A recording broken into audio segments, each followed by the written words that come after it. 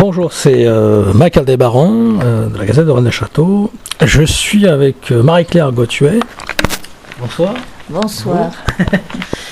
Alors, on va parler de ton livre, donc Oliba Cabretta, donc l'épopée des Wisigoths à l'origine du mystère de Rennes-le-Château, édité donc aux éditions du Laurier. Donc c'est Alexandre Rouget qui t'a édité. Donc tu peux nous parler un peu de ce livre-là, et donc c'est l'histoire aussi d'un seigneur, Oliba, qui a été le seigneur de Rennes-le-Château à l'époque, et aussi de Cerdagne, et donc tu vas développer un peu sur ce thème-là, et voilà, et comment ça s'est fait aussi par rapport à Alexandre aussi, cette rencontre. Alors je vais commencer par ma rencontre avec Alexandre. Alexandre, grâce à Internet finalement, je l'ai rencontré à travers d'une amie Facebook. Et ils sont passés un soir, donc un dimanche soir, ils étaient affamés, ils ne savaient pas où dormir, je les ai bien reçus. Et nous avons commencé à parler passionnément de tous ces thèmes, alors qu'on ne se connaissait pas. Et puis voilà, et maman, ils ont parlé de Marie-Madeleine, et j'ai dit, tiens, moi j'ai écrit un livre où on parle de Marie-Madeleine, et j'ai enseigné le tiroir. Et voilà, ils sont partis, et quelque temps après, il m'a dit, est-ce que tu veux pas m'envoyer ce qu'il y a dans le tiroir? Et c'est complètement magique, parce que ça faisait peut-être 16 ans que ce livre dormait dans le tiroir, parce que je pensais, c'est pas un livre commercial. Ouais. Donc, je ne vais pas m'amuser à l'envoyer à droite et à gauche, parce que c'est un livre que j'ai écrit juste au moment où la personne à qui je lui ai dit le livre, qui est le père de mes enfants, est mort. D'accord. Mais c'est curieux, j'ai eu le temps d'écrire le livre avant, non? Ah oui. Donc, voilà comment j'ai rencontré Alexandre. Il s'est passionné pour l'histoire, et donc nous sommes maintenant des grands amis avec la même recherche et même passion. Voilà, et maintenant je parlerai de Oliba. Oui. Alors, et donc la couverture aussi, il y a, tu peux nous décrire un peu la couverture du livre, justement, avec les statues, les symboles. Ça, c'est un symbole qui est encore attaché à Alexandre. D'accord. Parce que chez moi, tout est magique. Donc, j'ai fait un rêve. J'avais pas de nouvelles du livre, donc, du manuscrit. Et ça ne m'inquiétait pas, parce que je ne pensais pas à un moment qu'il allait s'intéresser à ce livre. Et puis une nuit, j'ai fait un rêve, j'ai vu Alexandre chez lui. Et enfin, je n'avais pas encore été chez lui, mais j'ai reconnu que c'était bien chez lui. Et puis c'était la pénombre, et lui était dans un coin, les bras ballants. Comme quelqu'un qui s'ennuie beaucoup. Mais il y avait une sorte d'ouverture, avec de la lumière qui passait. De chaque côté, il y avait comme deux tableaux, comme deux sculptures très très très mal faites, qui ressemblaient à des têtes de lion. Donc le matin, pour faire bref, je lui ai expliqué le rêve, et il a couru à Coucha, et il a pris la photo, parce que c'était la photo du rêve, avec les deux lions de chaque côté. C'est Saint-Daniel et les lions, ça a beaucoup de symbolisme. Voilà l'histoire. Alors Oliba, c'est très long à expliquer, puisque c'est l'histoire de la Catalogne. Dans le livre, c'est expliqué qu'au début, quand ils sont attaqués par les Arabes, c'est vraiment le paradis, c'est tellement merveilleux que le roi, il fait abattre les murs qui défendent les villages et les villes. Donc les Arabes sont rentrés, et ils ont dû tous partir en exil. Mais ils ne sont pas partis seuls en exil, ils sont partis avec tout le peuple. Et naturellement, les rois de France, ils étaient de la même famille, parce qu'ils se mariaient entre eux, c'est normal. Donc c'est le roi de France qui les a accueillis, qui les a protégés. jusqu'au moment où ils se sont organisés pour faire la reconquête des terres. Alors, un des rois que je nomme dans le livre, mais vous m'excuserez, mais j'ai pas beaucoup de mémoire des noms, mais c'est lui d'outre-mer, en tous les cas. C'est un des noms qu'on lui donne. Il a restitué les terres au comte de Toulouse, au comte de Barcelone et à Oliba. Alors il y a beaucoup de légendes, mais ce sont des légendes catalanes, parce qu'ici c'est un pays catalan. Et il ne faut pas l'oublier, nous avons d'autres origines, d'autres façons de vivre, une autre civilisation, où le peuple était très important, le plus important. À l'époque de Oliba, donc, il a retrouvé ses terres, ils ont fait construire des châteaux, surtout des églises, en premier temps des églises. Et puis récupérer leur peuple, les habitudes. Et là, je ne veux pas rentrer trop dans le détail, parce qu'on n'en finirait pas. C'est décrit dans le livre, rapidement, mais il y a l'ambiance, disons. Donc cet homme, moi j'ai voulu écrire son histoire parce que je suis étudiante de l'histoire du Sangreal. Donc cette histoire-là m'a fait penser que c'était un roi Arthur. Et j'ai lu toute la mythologie de Catalogne, j'ai lu beaucoup de choses parce que je me suis imprégnée de toute cette histoire. Voilà. Ouais. Et cet homme, qui avait toutes les grâces divines qu'on peut espérer en un homme, et bien finalement il était heureux. Oui, il a fait ses guerres, il a fait des choses. Et voilà que le destin le projette loin de sa famille et loin de tout ce qu'il a aimé. Et c'est quelque chose de très poignant pour moi, parce que comment une entité peut nous donner un ordre de quitter tout ce qu'on aime pour aller s'exiler loin de tout, loin de... Et voilà, bon, c'est l'histoire de Oliba, mais c'est mieux de lire le livre parce qu'il y a... C'est très compliqué. Bien sûr. C'est très compliqué. Aussi ton nom, Gauthieu, qui vient donc des Wisigoths. Oui. Donc, où tu as aussi un blason particulier, oui. Parce que tu nous parlais du nom de famille, et puis l'origine wisigothe du blason et ton nom. Et ben voilà, si Oliba il a vécu, il est mort avant les années 1000, eh bien, pensons que 2 siècles après, si je ne me trompe pas, les Catalans ont été en guerre avec les Français. Enfin, je ne sais pas trop qui en ce moment, mais enfin, des ennemis de tout temps. Et il ne s'agissait pas des anciens rois, c'est quelque chose qui est sorti comme une méchanceté pour détruire un peuple. Donc ils sont venus nous attaquer ici, les Catalans et les seigneurs wisigoths. Et tout le monde a dû fuir parce qu'ils tuaient à tour de bras. Personne ne restait vivant. Ils tuaient, et ils ont fait des bains de sang partout. Donc le comte de Foix et le comte de Toulouse, surtout eux, et Blanche de Castille, et beaucoup d'autres qui avaient prévu un peu, ils avaient déjà fait des monastères pour qu'on puisse aller se réfugier, mais bon, on était trop parce que c'était tout le peuple.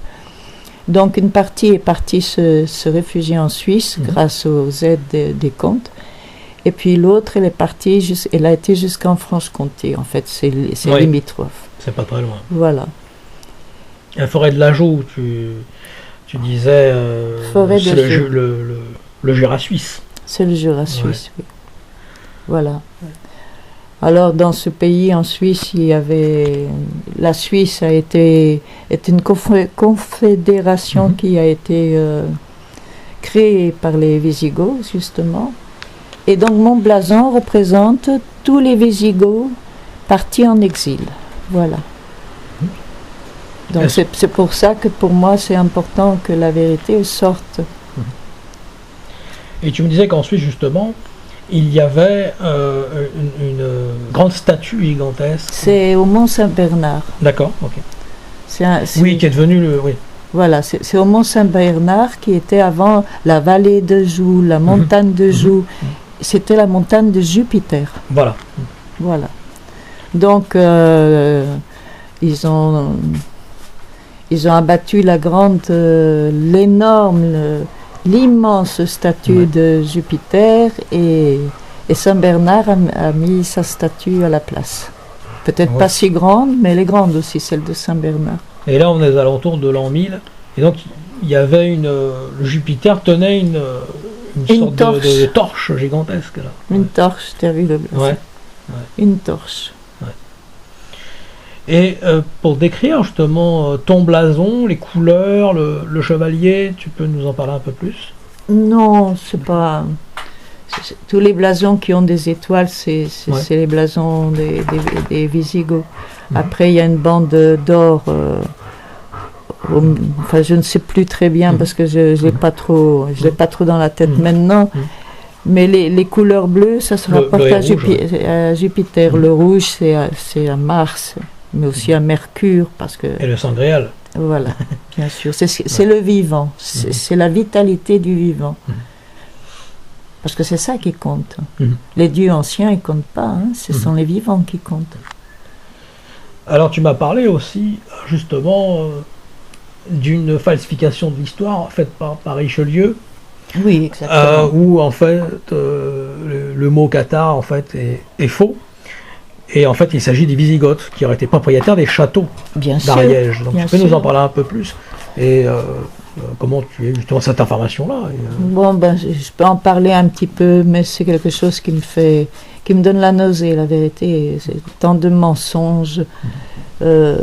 C'est difficile à supporter parce que c'est comme des coups de cœur qu'on nous met en plus des souffrances, qu'on a dû perdre tous les biens, toutes les terres. On a perdu le peuple aussi.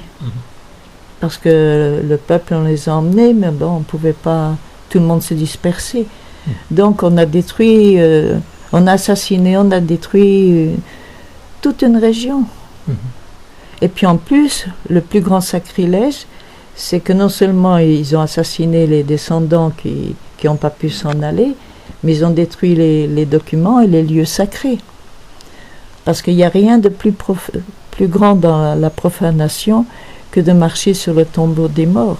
Et à Toulouse, ils ont fait la bibliothèque sur les tombeaux des morts, la plus grande injure. Donc ces Français, je n'accuse pas les Gaulois, hein, ces Français qui sont venus voler les terres, piller, tuer, assassiner, effacer les traces. En fait, ils voulaient faire disparaître un peuple. Ils voulaient faire disparaître peut-être la lignée royale du sangréal. On parle d'un peuple. Et tout le peuple avait de ce sang. Alors, est-ce que tu peux nous en dire plus justement sur le sangréal et cette lignée particulière? Moi, j'aime pas qu'on dise des lignées particulières. Dans mon étude, je suis partie jusqu'à la source. Et la source, elle a fait beaucoup de petits torrents, de rivières et tout ça. Mais il faut penser que tous les peuples d'Europe, ils viennent de cette source-là. Ce qu'il faut faire, c'est remettre un peu les choses un peu en place, non? Mais des petits cailloux blancs, et puis d'autres vont en apporter, et puis petit à petit, on arrivera à savoir la vérité.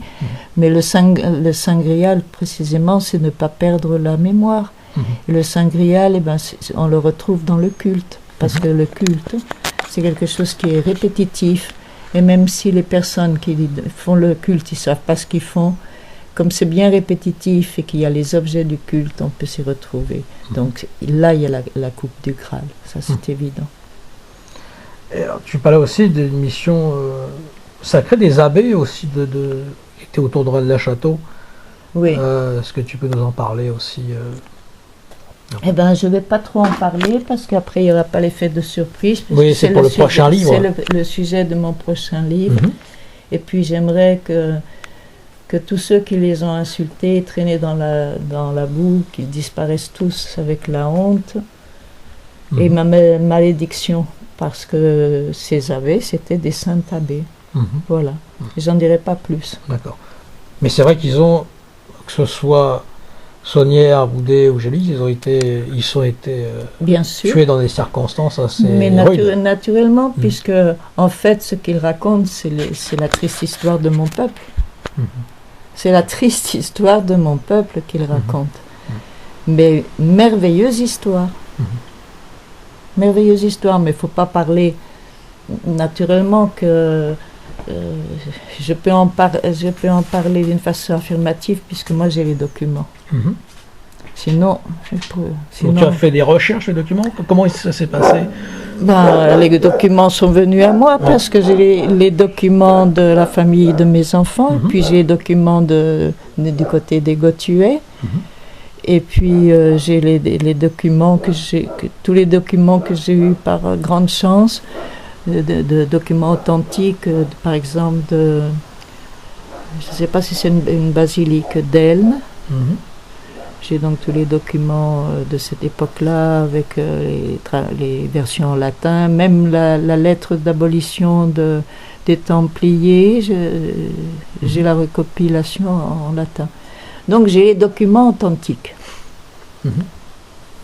D'accord. Je connais des lignages. Il y a des lignages qui viennent de l'époque où se sont passées toutes ces atrocités, parce qu'il faut penser que ceux qui avaient des terres de l'autre côté, ils n'ont pas eu à s'exiler comme nous autres, tu vois ce que je veux dire.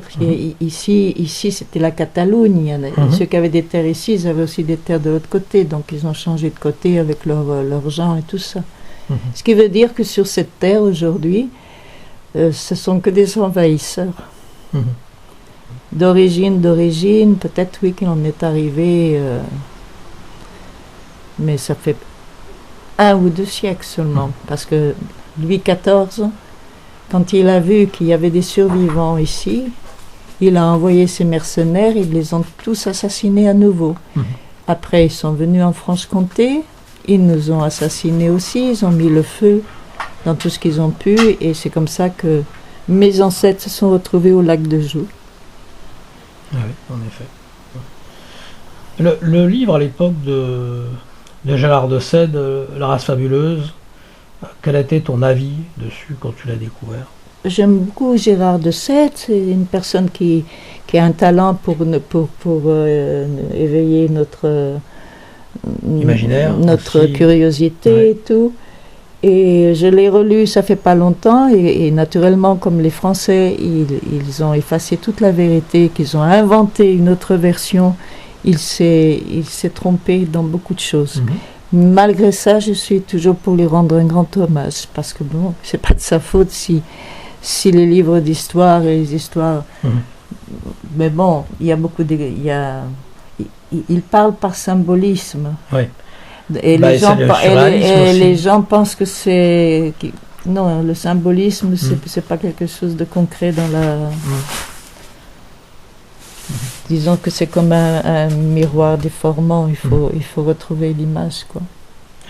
Quand je parlais de surréaliste, parce que Gérard de Sède était surréaliste, à l'image d'autres autour de lui, Cherizet.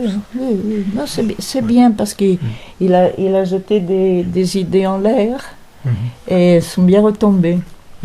C'est un des précurseurs, disons, non, de ces thèmes-là. C'est pour ça qu'il mérite un hommage, mais c'est pour ça aussi qu'il faudrait corriger les erreurs qu'il a faites. Il faut les corriger, parce que, par exemple, il parle de la race fabuleuse qui sont les Mérovingiens. Les Mérovingiens, oui, les Mérovingiens. Les Mérovingiens, comme il n'y a jamais eu de Cathare, il n'y a jamais eu de Mérovingiens. Ils ont inventé, comme Clovis, il n'avait pas d'antécédents, on lui a inventé une descendance qui soit digne. Mais les Mérovingiens, ce sont les Bourgondes. Moi, je m'en suis rendu compte parce que naturellement, dans ma généalogie, j'ai des Burgondes. Et dans mes études, il y a des Burgondes, et on a la haine pour Clovis et les Francs. Et subitement, ils en ont fait on nous a fait les descendants de celui-là. C'est pour vomir, tu vois. Alors ça revient encore. Après, ça se répète avec les Cathares. Et la Révolution française, ça se répète encore. Et pour Rennes-le-Château, donc quelle serait pour toi justement la vraie fausse histoire de Rennes-le-Château? Enfin, pour toi, quel était le secret de Rennes-le-Château? Ou tout au moins, le trésor, quel est-il? Il n'est peut-être pas monétaire, il est peut-être autre chose, justement. Il y a un trésor monétaire, mais il y a autre chose. Il y a forcément des trésors, pas un trésor, des trésors, puisqu'ils ont fait des fouilles et tout ça, donc il y a. Mais pas ce que s'imaginent les gens. Puis en plus, les personnes honnêtes comme les abbés, ils ne vont pas se mettre les trésors dans les poches et en profiter égoïstement. Eux, ils faisaient profiter. Ce qu'ils faisaient, ils ont donné un message qui s'adresse à tout le monde. Et ils l'ont fait d'une grande générosité. Et au lieu de parler de la lune, on parle du doigt qui montre la lune. Alors ça, c'est une aberration totale. Qu'est-ce que ça peut faire, la vie des abbés? Ils ont fait leur travail, ils ont bien œuvré. Voilà, je n'en dirai pas plus. Parce que quand le livre sortira, ils verront tous les messages qu'ils ont laissés, tu vois, tout le travail qu'ils ont fait pour que la mémoire ne se perde pas, et tous ensemble. Et il n'y a pas que. C'est tout. Il y a beaucoup d'hommes de leur génération qui travaillaient dans le même thème. Laisser la mémoire de nos origines. Voilà. Et ça, c'est sacré. Parce que si on sait d'où on vient, on n'est pas perdu dans la vie. On ne se pose pas des questions, qui suis-je? Non. Quand on a la confirmation de nos origines, eh ben, on est en paix. Parce que si nos ancêtres, même si on n'a pas la connaissance, si nos ancêtres, ils s'en sont sortis avec tout ce qui s'est passé, alors il ne faut pas avoir peur, hein, parce que nous aussi on va s'en sortir, parce que c'est écrit qu'on va s'en sortir de toute façon, et que ce sont les derniers jours difficiles. En ce qui concerne l'Arche d'Alliance, qui pourrait être ici, dans l'Aude, quel est ton avis? L'Arc d'Alliance dans l'Aude? Ou l'Arc? Je crois pas. Non. Ou peut-être, tu disais, en Suisse? C'est plus normal qu'ils soient en Suisse. Alors là, pour quelle raison elle serait en Suisse? Explique-nous. Parce que en Suisse, il y a Sion. Ouais. Ah oui, effectivement. Oui. Voilà. Oui, c'est vrai, il y a le village, la ville de Sion. Et tout est double. Ouais. Voilà, ça, je crois que je suis l'unique à te le dire. Ouais. Je t'en dirai plus. D'accord. Et sur quelle recherche es-tu en ce moment que tu aimerais découvrir des choses qui te posent des questions et tu n'as pas encore les réponses En principe, comme j'ai un esprit très religieux et que j'étudie beaucoup, j'ai la foi. De toute façon, je suis né avec la foi, je ne me suis jamais posé de questions existentialistes et tout ça. Non. Je suis bien avec moi, et voilà, c'est ça, d'avoir la foi. Donc les questions que je me pose maintenant, et tout mon intérêt maintenant, c'est sur ce qui se passe dans le monde. Hein? On vit pas. Et c'est pas égoïste, parce que comme j'ai des enfants, et ben c'est aussi pour tous les enfants du monde, tu vois. Parce que ma recherche, ça reste dans un sens très religieux. Ouais. Ça s'écarte jamais du religieux, du sacré. Donc ma préoccupation présente, et c'est comme si j'étais en haut de ma tour, et je ne peux pas m'empêcher de recevoir les nouvelles du monde, de l'étranger, d'un peu partout, pour savoir où on en est. Puisque j'ai aussi étudié l'Apocalypse, et tout est bien. Donc on attend les trompettes là. Voilà. Ah oui. Ouais. On attend tous ces trompettes. Donc à ce moment, je crois que notre attention elle est fixée là-dessus, et qu'il faut prier pour que ça arrive le plus vite possible. Parce que après, ça sera absolument merveilleux ce qui arrivera. Donc, plus vite ça se casse la gueule, et plus vite on sera dans le bon chemin. C'est ça que j'attends. Parce qu'on ne peut pas faire beaucoup de projets en ce moment. C'est pas la peine. Et en plus, on ne peut pas baser le matériel qui est valable aujourd'hui sur demain. Non plus. Parce que l'essentiel de la vie, ce sera gratuit. Ouais. Dans l'avenir. Non, mais il faut commencer. C'est pas dans l'avenir, Mhm. c'est maintenant. Il faut commencer. On est sur le pont, on est dans. On y est, tu vois, on y est. Mais disons que sur le pont, il y a un dragon qui nous empêche de passer, et les autres derrière qui nous piquent avec leur pic de Satan. On est à ce moment-là, donc en ce moment, faut pas avoir peur, le minimum, parce qu'on a toujours peur, et projeter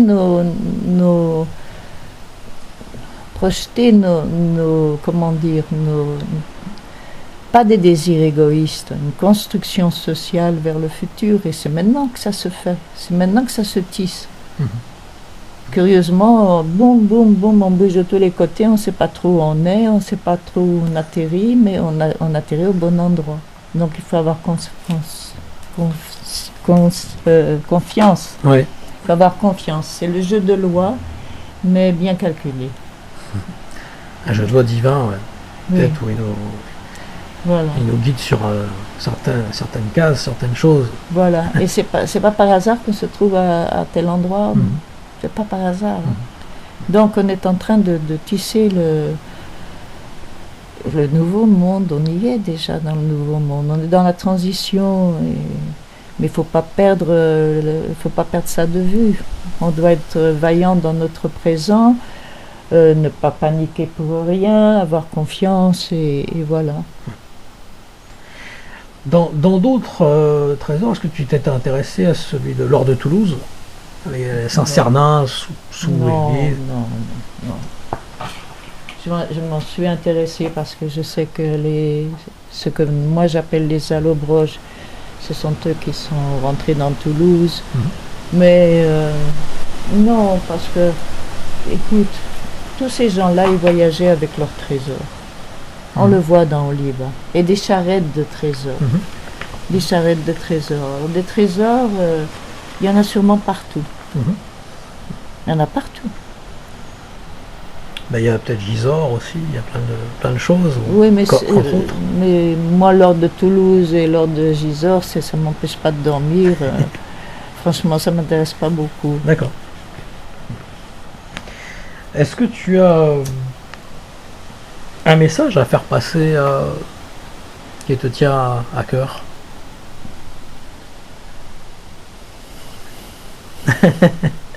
Choyez-vous les uns les autres. Réponse de choix. D'accord. Donc là, le prochain livre, donc aux éditions du Laurier, est-ce que tu as un titre ou il est encore secret? Oui, j'en ai plusieurs de titres, mais on n'a pas décidé encore. Et puis en plus, je me demande s'il va s'éditer un jour, parce que ce livre apportera beaucoup de joie. Oui, parce qu'il y aura beaucoup de photos, d'images, plein Non, de choses. non. Pas encore? Non. Il y a beaucoup d'images, Ouais. mais il y a surtout l'histoire de nos peuples. Parce que les Visigoths, les Celtes, et ceux qui sont en Ukraine, et ceux qui sont en Russie, et ceux qui sont restés en chemin, ce sont des gens nous sommes du même peuple. Nous sommes partis de la même source, et nous arriverons tous, j'espère, sains et saufs de l'autre côté du pont. C'est ça. Dans tu vois. l'au-delà. L'au-delà. Ça va être un monde complètement différent. Ouais. Parce que je pense que l'axe de la Terre, elle est en train de se remettre dans l'axe cosmique. Donc, Il y a l'histoire des pôles, la version là, des pôles. là, on est tombé dans le temps, tu vois. On est, Saturne marque le temps et on est tombé dans le temps. Moi, je compte pas le temps. Jamais, je n'ai pas d'horloge. Je suis hors du temps. Hors du temps, comme Voilà. disait Gabriel Carné. Mais peut-être que quand la Terre elle est vraiment dans l'axe, que peut-être ça correspond aux 3 jours d'obscurité, Oui. parce que ça fera un chamboulement, eh bien, bizarrement, moi j'ai lu un compte-rendu d'un scientifique allemand, et ça m'est resté gravé. Il dit qu'on ne sera plus sous la dépendance du Soleil. Il y aura des particules de lumière. Donc il n'y aura pas de saison non plus, mais la végétation sera exubérante, donc on n'aura pas besoin de... On retournera dans un état qui nous est décrit antérieurement. Parce qu'il n'y a plus de loi, il n'y a plus de temps, il n'y a plus... Voilà. Donc on va rentrer sûrement hors du... Ça rappelle au pôle, par exemple, l'amiral Byrd, il avait vu un autre monde au dehors de la glace, il avait vu de la savane, il avait vu autre chose. Des mammouths, enfin des choses de l'autre côté. Voilà, parce que c'est comme si on est tombé sous la loi de Saturne, et c'est le temps, et Sirius aussi, il y a toute cette notion. Cher Blavatsky. L'astronomie, c'est ça qui m'intéresse, que j'ignore, que je suis une ignorante là-dedans, mais je sais que c'est vraiment le chemin des étoiles, c'est vraiment le bon chemin qu'il faut suivre, qu'il faut comprendre. Qu'on retrouve dans tous les peuples premiers, que ce soit des Dogons Mais moi, je ne m'intéresse pas aux autres peuples. J'ai déjà assez pour m'occuper d'une autre, c'est-à-dire les descendants de Noé. Et les descendants de Noé, c'est Cam, c'est Sem. Ouais. Cam et Japheth. Mais il faut penser que pendant... C'est lié aux Anunnaki, du coup. Pendant... La lignée de Cam. Ouais. Bien sûr, complètement. Ouais. Nous sommes des hybrides. Nous sommes des hybrides. Nous sommes des hybrides. Donc il faut bien penser que Sem, il descendait des dieux et des rois de Mésopotamie. Donc c'est toute une époque d'évolution qui s'est passée en Mésopotamie, l'époque des dieux. Mais après tu as Cam. Et Cam, c'est le féminin. Donc c'est encore 2000 années de temps où c'est vraiment lui qui règne, qui brille, même la Grèce qui est en parallèle. Freud a dit que les Grecs, ils avaient en fait leur mythologie, c'est l'histoire d'Égypte en réalité. Qu'ils ont transféré. Voilà, qu'ils ont transféré. Mais le monde était petit, il naviguait beaucoup et tout ça s'était mêlé. Alors que tu vois, ce qu'on a fait, c'est clôturer chaque personnage, chaque tribu, mais en fait, les origines, on a tous la même. On a la même. C'est le bassin, c'est l'histoire du bassin méditerranéen. Donc Cam, c'est l'Égypte. Et toute l'idée de l'Atlantide aussi, et de l'hyperborée. Non, mais là, je rentre pas là-dedans. D'accord. Non, c'est encore une autre histoire, et il y a trop de bêtises décrites là-dessus. Il faut d'abord que nos origines se tiennent, que tout soit clair, qu'on puisse reconnaître grâce au culte. On reconnaît, mais maintenant il n'y a plus de culte. Mais grâce au culte, les gens se connaissaient. Et puis il y a une autre chose qui était à la base, c'est la loi salique. Et tous les peuples de Méditerranée, ils avaient la loi salique. Maintenant, on te dira que c'est Clovis qui a inventé la loi salique. Non, pas du tout. Le sel, c'est symbole de la vie. Donc, sans le respect de la vie, il n'y a pas de civilisation. C'est l'alchimie aussi. Il n'y a pas de civilisation possible. Voilà. Eh bien, très bien. Merci Marie-Claire pour toutes ces explications. Donc, je rappelle l'épopée des Visigoths à l'origine du mystère de Rennes-le-Château. Donc, c'est Oliba Cabretta, aux éditions du Laurier. Voilà. Et merci à toi. Merci à toi aussi.